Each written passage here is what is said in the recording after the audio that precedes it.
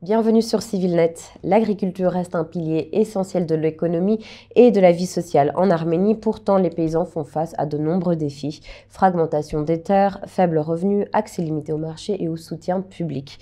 Pour mieux comprendre ces enjeux, nous recevons aujourd'hui David Hakopian, qui est membre représentant les États d'Europe de l'Est au sein du groupe de travail des Nations Unies sur les droits des paysans et des autres personnes travaillant dans les zones rurales. Bonjour Monsieur Hakopian. Bonjour. Donc, est-ce que vous pouvez d'abord nous expliquer, nous dresser un portrait de la situation des paysans en Arménie aujourd'hui et quelles sont les principales difficultés auxquelles ils font face au quotidien? Très bien. Tout d'abord, donc, je vous remercie pour cette invitation et pour votre intérêt pour ce sujet. Et deuxièmement, je voudrais juste préciser que, oui, c'est vrai que j'ai été élu en fait du groupe des pays de l'Europe de l'Est, mais dans notre groupe de travail, donc, on a le mandat international. Donc, je ne représente pas seulement des pays de l'Europe de l'Est. Et deuxièmement, donc, en fait, comme j'ai dit, notre mandat est international. Pour cette raison-là, le groupe de travail, on n'a pas analysé spécifiquement l'Arménie. Donc, les réponses, en fait, que je vous donne maintenant, ce n'est pas les réponses de membres du groupe de l'ONU, du groupe de travail de l'ONU, juste d'un Arménien qui vit ici en Arménie et qui veut partager donc, ses réflexions personnelles. Alors, donc, tout d'abord, comme vous avez dit, notre groupe de travail, donc, on travaille pour les paysans. Ce sont de petits producteurs agricoles. Et en général, donc, le paysan, ça couvre toute personne ayant comme activité à petite échelle la plantation, l'élevage, le pastoralisme, la pêche, la chasse. Donc on parle que de petits producteurs agricoles. Et pour cette raison-là, en fait, on sait tous très bien qu'un grand problème pour notre pays, c'est l'utilitarisme. Donc c'est le principe bien connu, le plus grand bonheur de plus grand nombre. Parce que dans les villages, donc, il y a peu de gens, on n'investit pas beaucoup dans les villages. Comme par exemple ici à Yerevan, on a beaucoup investi dans le transport, on a le transport public, mais dans les villages, il y a très peu de gens, donc on dit que ce n'est pas rentable. Même en Arménie, dans les villages, il n'y a pas de transport public entre les villages et même entre les centres de ces régions. Ça, c'est un grand problème. Le potable, en fait, il y a beaucoup de rapports sur l'Arménie, donc dans beaucoup de villages, on n'a pas le potable, malheureusement. Donc c'est ça un grand problème, c'est cet utilitarisme, parce que les villages, on considère, bien souvent, on dit c'est pas rentable, en fait, de faire des investissements. Mais malheureusement, on sait tous très bien que c'est surtout, en fait, les villages qui sont frappés d'une manière disproportionnée par la pauvreté, par la malnutrition, donc on a des grands problèmes. Des problèmes aussi sociaux. Voilà, donc je dirais qu'en général, les droits qui sont stipulés dans la déclaration dont on a parlé, sur les droits des paysans, qui a été adoptée en 2018, donc ces droits-là ne sont pas, on dirait qu'il y a des problèmes avec le respect de ces droits, surtout dans les villages arméniens. On parle beaucoup, donc si on parle des terres maintenant agricoles, l'exploitation en Arménie, des agriculteurs de la terre, et souvent, ce sont des petites exploitations, elle est souvent morcelée aussi. Je voudrais qu'on revienne sur ce fait-là, sur ce phénomène-là du morcellement de la terre. Qu'est-ce que ça veut dire et en quoi est-ce que ça pose problème pour la productivité agricole? Je ne voudrais pas dire que ça c'est un problème. Pourquoi? Parce que, comme j'ai dit, en fait, c'est au contraire notre groupe de travail, donc on protège de petits producteurs agricoles. C'est vrai qu'on a ce problème, on va dire un problème entre guillemets. C'est dangereux. Oui, exactement. Mais ça revient surtout en fait de notre histoire, parce que lorsque l'Arménie a eu la privatisation, il y en a beaucoup qui ont reçu la terre, mais après ils sont partis, et malheureusement, ils n'ont pas proprement enregistré leurs droits. Et ça, c'est un problème. On a le problème avec l'identification en fait des propriétaires. Je dirais que dans le monde entier, ce sont de petits producteurs agricoles qui nourrissent le monde. Donc, on ne doit pas être peur, en fait, de ce phénomène. Au contraire, on doit promouvoir, on doit les aider. Mais bien sûr, comme en France, par exemple, ils ont un tribunal pour les litiges de terre. Si la terre, elle n'est pas utilisée, tu peux donner cette terre à une autre personne. Donc, on peut toujours créer en fait les mécanismes, mais on doit savoir très bien que de petits comme j'ai dit, producteurs agricoles, ils ont une interaction spéciale, particulière avec la terre, avec l'eau, avec la forêt, avec la nature, auxquels ils sont rattachés et dont ils dépendent pour leur subsistance. Donc pour cette raison-là, ces paysans-là, ils sont en fait les agents pour la préservation de biodiversité, parce que c'est eux qui mènent les pratiques traditionnelles agricoles. C'est eux ils sont le gardien de notre savoir agricole traditionnel. Donc pour cette raison-là, ici en Arménie aussi, donc j'entends très souvent, il y a beaucoup de projets normalement qui subventionnent l'agrobusiness, mais en réalité, en fait, tous ces petits paysans, ils sont négligés. Donc on doit les aider. Et même, je vous dirais qu'au Brésil, par exemple, ils ont 2 ministères d'agriculture. L'un ministère pour de petits paysans, en fait les paysans qui sont engagés dans l'agriculture à l'échelle petite, et d'autres, c'est le ministère d'Agriculture pour agrobusiness. Voilà, donc pour cette raison-là, même je dirais que notre déclaration, lorsqu'elle parle de droit à la terre, elle prohibe la concentration excessive de terre. Donc c'est l'autre tendance. Pour cette raison-là, je dirais, en fait, je nommerai pas ça en tant que problème. Il faut trouver les solutions, comme je dis, pour assurer l'utilisation de la terre, en fait. Pour assurer, peut-être créer des coopératives, etc., etc. Mais pas, normalement, d'essayer, en fait, de tuer cette industrie de petits paysans. Revenons un peu sur la notion justement de droit des paysans. Qu'est-ce que ça veut dire fondamentalement et quels sont les fondements des Nations Unies pour définir ce que c'est que le droit des paysans? Quand on parle en Arménie des droits des paysans, c'est très étrange parce que quand on dit voilà, il y a le droit des paysans, c'est des fondements qui sont décidés par les Nations Unies et c'est quelque chose que l'Arménie, cette année, c'est l'un des thèmes qui est abordé et quand on parle de ça, les gens ne comprennent pas ce que ça veut dire. Qu'est-ce que ça veut dire le droit des agriculteurs ou des paysans? Qu'est-ce que ça représente? Quelle différence entre le droit des hommes, de l'homme en général? Pour les gens, c'est vraiment très flou cette notion de droit des paysans. Je voudrais qu'on mette un peu ça au clair pour bien comprendre quelle est la différence. Oui, une très belle question. En fait, tous on sait que la Déclaration universelle des droits de l'homme a été adoptée en 1948, jusqu'à 80 ans plus tard. En 2018, on a eu cette nouvelle déclaration. Pourquoi j'ai mentionné que la première déclaration a été adoptée en 1948 et la deuxième déclaration sur les droits des paysans donc, a été adoptée en 2018. Et là, on parle d'une nouvelle homme, on va dire comme ça, c'est la personne qui vit en harmonie avec la nature. Pourquoi on parle surtout des droits des paysans? Je dirais parce que le paysan ici, il ou elle donc, représente la nature, représente les écosystèmes. À travers le respect des droits des paysans, en même temps, on respecte et renforce les droits de nature, les droits des écosystèmes. Donc, quand vous regardez l'interprétation que la déclaration donne aux droits fondamentaux, vous voyez cette différence. Par exemple, là, on parle de droit à la terre. Ici, on prohibe la concentration excessive. On parle de la fonction sociale de la terre. On parle de l'agroécologie. Et la déclaration ici, il parle aussi des droits socio-économiques des paysans, qui est très très important. Comme j'ai dit, les paysans, ils sont affectés d'une manière disproportionnelle face à la dégradation environnementale, au changement de climat, etc. Et en parlant en fait des droits des paysans, comme je dis, on parle pour la première fois peut-être des droits de la nature, qui est mentionné dans la déclaration, qui n'est pas le sujet de droit, mais est représenté par les droits des paysans. Et deuxièmement, en fait, la déclaration, elle donne un nouvel horizon pour le développement également du droit économique international. Par exemple, la déclaration, elle parle des droits des communes locales pour les ressources naturelles qui sont présentes là-bas. C'est très important parce qu'en général, le droit international, à l'époque, il parlait de la souveraineté étatique sur les droits des États. Maintenant, on parle des droits des communes locales sur les ressources naturelles qui sont là. On parle de droit aux semences face à la protection de la propriété intellectuelle.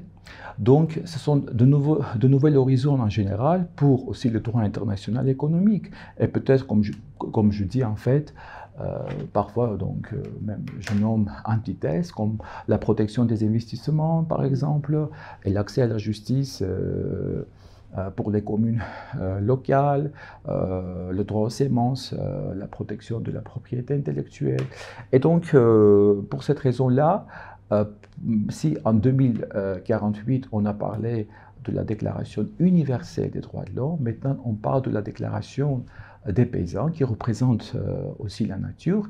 Et ici, ce n'est pas l'universalisme, c'est la diversité. Parce que si en 1948, on parlait c'était universalisme, ici c'est la diversité, parce que dans cette déclaration, on voit également la société, la nature et la culture. Cette déclaration, elle parle des droits des paysans de mener leur culture, leur langue. Elle parle de la souveraineté alimentaire, c'est très important, c'est le droit de définir les systèmes agricoles et alimentaires. Et ça, c'est le droit de définir aussi collectivement. Et dans cette déclaration, on voit les communes, l'association. Et bien sûr, ce qui est aussi important, c'est le droit à la participation, donc à la prise de décision, l'élaboration des politiques, des projets et également la mise en œuvre de ces politiques pour toutes les questions qui concernent, qui affectent les droits des paysans, la terre et leurs moyens de subsistance. Donc je dirais aussi que cette fois-ci-là, on a renforcé également les droits socio-économiques. Bien souvent en général, pour les experts, ils disent souvent que les droits socio-économiques, ils ne sont pas les droits fondamentaux. On a eu également cette discussion dans notre République, même dans la constitution arménienne, les droits socio-économiques, ils ne sont pas stipulés dans la Constitution comme les droits fondamentaux. Mais dans la déclaration, c'est très important parce qu'il dit que tu ne peux pas en général libérer les paysans si tu ne les éduques pas. Donc en même temps, on parle des droits socio-économiques, mais aussi on donne une interprétation particulière aux droits fondamentaux bien connus en tenant compte que les paysans représentent les écosystèmes. Justement pour revenir au gouvernement arménien, est-ce qu'il y a, je sais qu'il existe quand même des lois qui ont été votées pour la protection des droits des paysans. Est-ce qu'il vous semble assez solide ou bien il y a des manquements encore et il y a encore des choses que même le gouvernement de la République d'Arménie n'a pas encore cernées dans la protection des droits de ces paysans? Et est-ce qu'il y a encore du travail à faire à ce niveau-là? Comme j'ai déjà mentionné, que toutes les réponses je donne en tant qu'Arménien qui vit ici, mais pas en tant que membre du groupe du travail de l'ONU. Bien sûr, on a également on a des problèmes, comme je dis tout d'abord, c'est ce principe utilitariste, parce qu'on essaie toujours pour le plus grand bonheur du plus grand nombre. Et pour ça, les paysans, ces villages-là, parfois il y a des villages qui ont peut-être 30, 40, 50 habitants, ils sont négligés, parce qu'on dit que ce n'est pas rentable. Dans ces villages, il n'y a pas de route. Comme j'ai mentionné, l'eau potable, le transport. Je dirais, ces personnes-là, vraiment, ils n'ont pas d'accès pour assurer leurs droits culturels. Et également, donc, je ne dirais pas, je vois très souvent, il y a beaucoup de projets pour promouvoir l'agrobusiness. Même par exemple, les projets financiers qui disent en fait, vous pouvez bénéficier de l'aide, je sais pas, de gouvernement, mais dans ce cas-là, il faut avoir 30 hectares de terre, etc., etc. Mais ces paysans-là, ils sont vraiment, il n'y a pas beaucoup de projets. Mais notre déclaration, elle parle aussi en fait l'accès des paysans aux ressources financières, au crédit, aux prêts alimentaires, à la formation formelle et informelle. Donc, l'idée, on doit leur donner infrastructure de séchage, de stockage, etc. On doit les aider pour le marketing. Mais vous voyez, il y a beaucoup de problèmes. On parle aussi, et le gouvernement aussi, de modernisation de l'agriculture. Qu'est-ce que ça signifie moderniser l'agriculture tout dans le cadre des droits fondamentaux en fait, des paysans justement? Comment est-ce qu'on modernise tout en assurant leurs droits? Bien sûr, c'est important en fait, moderniser, et c'est très important d'avoir... Qu'est-ce qu'on entend d'abord par moderniser dans le cadre de l'Arménie? Je pense c'est surtout peut-être leur donner l'accès aux technologies. Ça, c'est vraiment une question très importante, mais aussi c'est une question très importante aussi entre, comme on dit, entre le nord et le sud. On parle toujours le partage des technologies, etc., etc. Ça, c'est très important, mais d'autre part, il faut, comme j'avais dit, les paysans, ils vivent, en fait, ces paysans-là qu'on parle, qui sont protégés par la déclaration, ils vivent en harmonie avec la nature, ils utilisent les pratiques traditionnelles. C'est eux, normalement, avec eux, on parle surtout de l'agroécologie, ils respectent les cycles naturels, l'utilisation durable, etc., etc. Donc, pour cette raison-là, aussi les paysans, ils sont le gardien, je dirais, de savoir traditionnel. Ça, c'est très important. Et c'est grâce à eux également, on peut respecter, on peut parler de la souveraineté alimentaire. C'est eux qui décident, en fait, quelle culture et quelle échelle, etc., cultiver. Pour cette raison-là, je veux pour qu'on parle, comme vous avez dit, de la modernisation, ça ne signifie pas l'agrobusiness. Ça ne signifie pas qu'en général, on doit promouvoir l'agrobusiness et les paysans, ils doivent juste devenir ouvriers, ils doivent travailler pour les grands business. Ça, c'est vraiment, ça sera très dangereux parce que c'est tout à fait contre, en fait, l'idée de notre déclaration. On doit les aider. Peut-être c'est mieux en général de développer les coopératives. Vous savez, quand il y a 2 semaines, on a voulu organiser, en fait, on a organisé un séminaire à l'UFAR, à l'Université française. Pour moi, c'était difficile et même je n'ai pas réussi en fait de trouver les associations, l'organisation représentative des paysans. Ça, c'est un grand problème. Mais ça n'existe pas. Même les coopératives, on a eu des coopératives. Après, donc, j'ai parlé avec eux, ils m'ont dit ça ne fonctionne pas. Ils ont eu des problèmes, même avant, je ne sais pas, avec certains agents étatiques, etc., etc. Donc, ça ne fonctionne pas. Donc, ils ne sont pas représentés. Et ça, c'est pas bien parce que ces paysans-là, comme j'avais dit, nos petits paysans, petits producteurs agricoles, ils doivent être représentés, protégés, représentés. Exactement. Donc, lorsqu'on parle de modernisation, j'espère bien que c'est le partage de technologies, mais ce n'est pas la transformation à l'agrobusiness. C'est ça qui est très important. Et que tous les projets étatiques ne doivent pas être destinés seulement pour l'agrobusiness.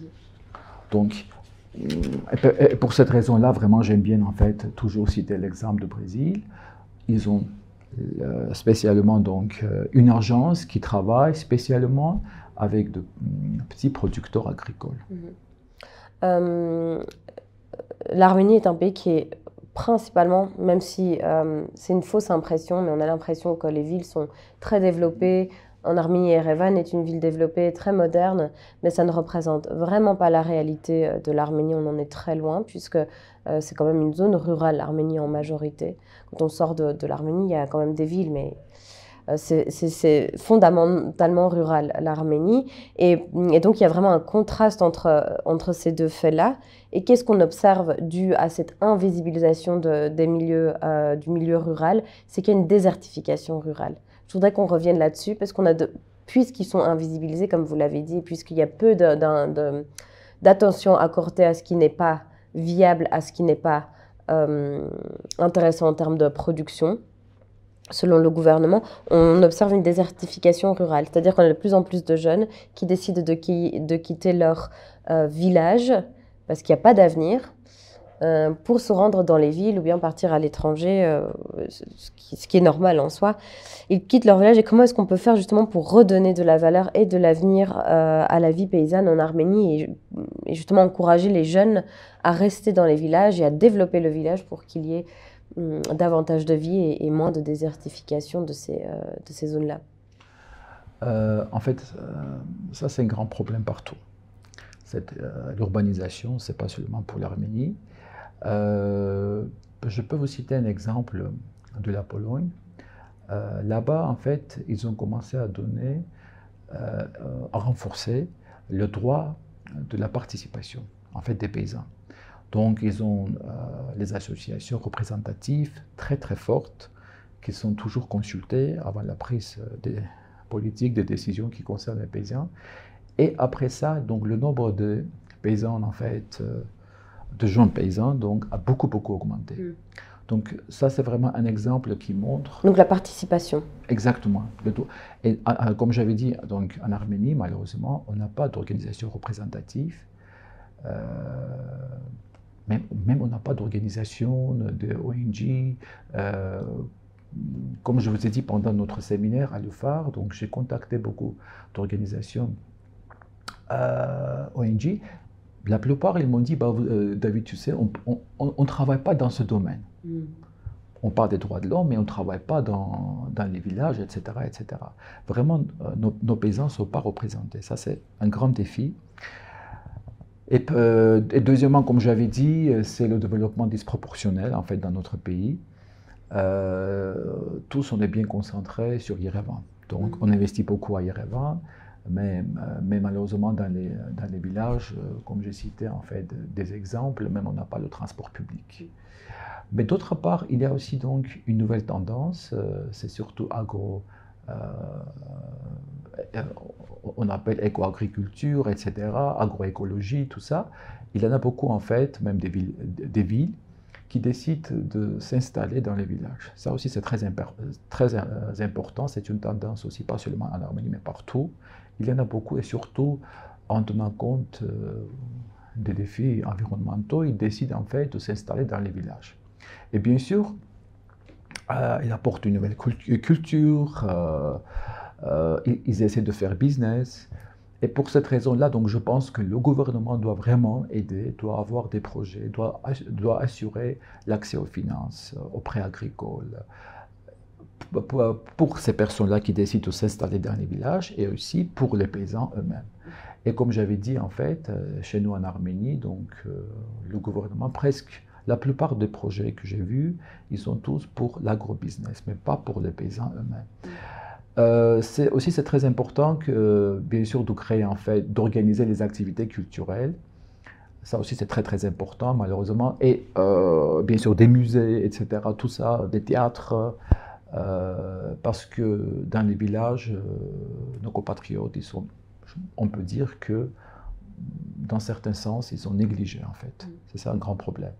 Vous avez raison, l'Arménie c'est un pays en fait avec de très bonnes traditions rurales, mais je ne dirais pas que c'est principalement rural, parce que c'est c'est moins de 40%, si je ne me trompe pas, donc